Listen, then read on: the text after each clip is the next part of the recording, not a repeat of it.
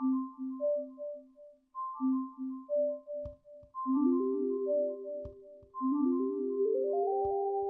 sont les matériaux utilisés par les imprimantes 3D? Il existe maintenant une large gamme de matériaux pour réaliser des objets avec une imprimante 3D. Nous ne nous intéresserons qu'aux matériaux utilisables avec une imprimante à dépôt de filaments fondus, à savoir les thermoplastiques. Mais il existe aussi d'autres matériaux utilisables avec d'autres technologies d'impression. Ainsi, certaines imprimantes peuvent réaliser des objets en métal, ou d'autres utilisent des résines photosensibles. Mais concentrons-nous ici sur les imprimantes à dépôt de filaments fondus. Ces imprimantes, aussi appelées FDM pour Fused Deposition Modeling, utilisent des plastiques conditionnés sous la forme de bobines de filaments. Mais quelles sont les caractéristiques de ces plastiques? La première caractéristique est le diamètre du filament. Il existe principalement deux diamètres de filament, 1,75 mm et 2,85 mm. Ce diamètre doit être le plus constant possible sur la totalité de la bobine, sous peine d'influencer négativement la qualité d'impression. La deuxième caractéristique sont les informations de température. Les plastiques utilisés sont caractérisés par deux principales températures, la température de transition vitreuse et la température d'impression. Il faut ajouter à ces deux paramètres liés au matériau une donnée supplémentaire, la température du lit chauffant. La température de transition vitreuse caractérise la température à partir de laquelle le plastique commence à se ramollir, c'est-à-dire la limite à partir de laquelle un objet porté à cette température va se déformer sous l'effet de contraintes mécaniques. Autrement dit, un objet devant assurer une fonction mécanique devient inutilisable à cette limite de température.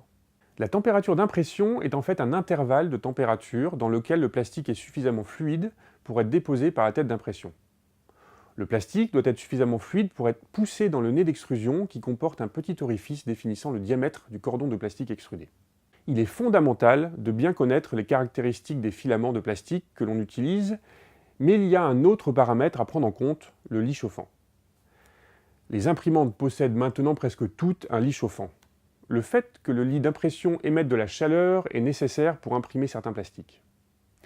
La température du lit doit être généralement réglée sur la température de transition vitreuse du plastique, sous peine de voir l'objet se déformer et se décoller pendant l'impression. Mais quels sont les types de plastiques utilisés par les imprimantes FDM? Nous ne serons pas exhaustifs étant donné le large éventail de l'offre existante sur le marché. Abordons tout d'abord le plastique sans doute le plus facile à utiliser, l'acide polylactique, connu sous le nom de PLA. C'est un plastique biodégradable, donc assez sympathique vis-à-vis de l'environnement. Il peut être produit par exemple à partir d'amidon de maïs, mais pas seulement. Le PLA peut être imprimé sans lit chauffant, car il se déforme peu en refroidissant.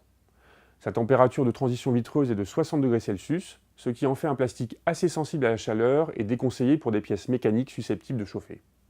Cela dit, il est très résistant et rigide, la contrepartie étant qu'il est cassant. Le deuxième plastique le plus connu est l'ABS, pour acrylonitrile butadiène styrène. Il est largement utilisé dans l'industrie pour ses propriétés mécaniques intéressantes. C'est par exemple en ABS que les Legos sont fabriqués. L'industrie automobile l'utilise d'ailleurs largement. Sa température de transition vitreuse est de 105 degrés Celsius, ce qui en fait un plastique de choix pour une large gamme d'applications.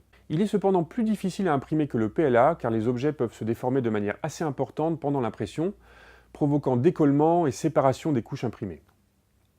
Il est moins dur que le PLA et est moins cassant.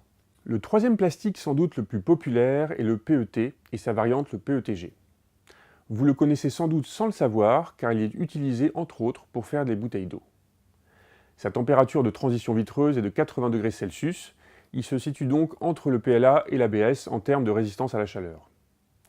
Il permet de réaliser des objets solides et offre une excellente adhérence entre les couches. Tout comme le PLA, il se déforme peu, il est donc assez facile à imprimer. Citons enfin le polycarbonate, un plastique extrêmement résistant, utilisé par exemple pour faire des vitres de phares de voiture ou des casques de moto. Sa température de transition vitreuse est de 150 degrés Celsius, mais malheureusement, le polycarbonate a tendance à se déformer de manière importante en refroidissant, ce qui rend son impression beaucoup plus ardue. Maintenant, vous connaissez les principaux plastiques utilisables par une imprimante de type FDM, il n'y a plus qu'à choisir les couleurs et à vous de jouer.